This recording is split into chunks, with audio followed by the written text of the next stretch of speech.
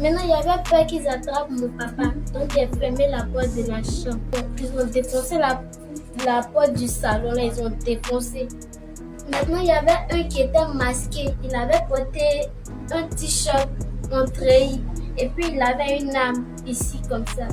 Maintenant, les autres, là, ils ont défoncé cette porte-là aussi.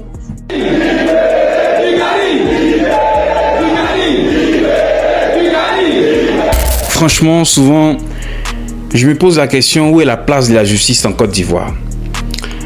Je me demande, est-ce que la justice existe? Est-ce que la justice existe vraiment en Côte d'Ivoire? Parce qu'on a un Komé Bakary qui s'est accaparé de plus de 200 lots de terre.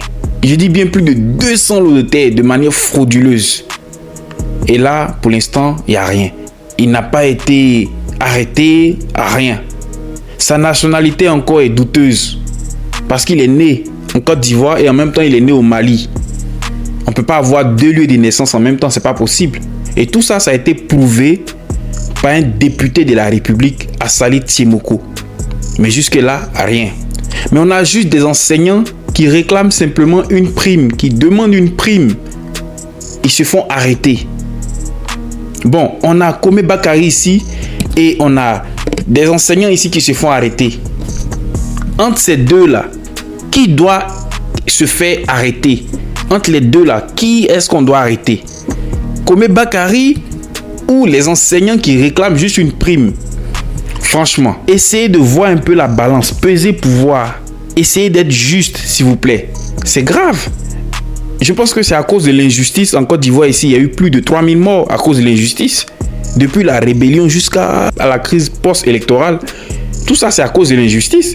Donc, normalement, aujourd'hui, on devait être dans un pays où règne la justice. On devait être dans un pays qui prône la justice. Mais là, non. Non. On a l'impression que nous sommes dans une jungle où le plus fort fait sa loi. Ouais, parce que là, on a l'impression que Komé Bakary, il est fort.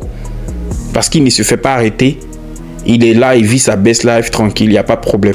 Mais nos enseignants qui demandent juste une prime se font arrêter.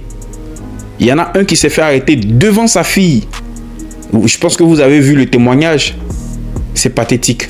C'est pathétique pour un pays comme la Côte d'Ivoire. C'est pathétique.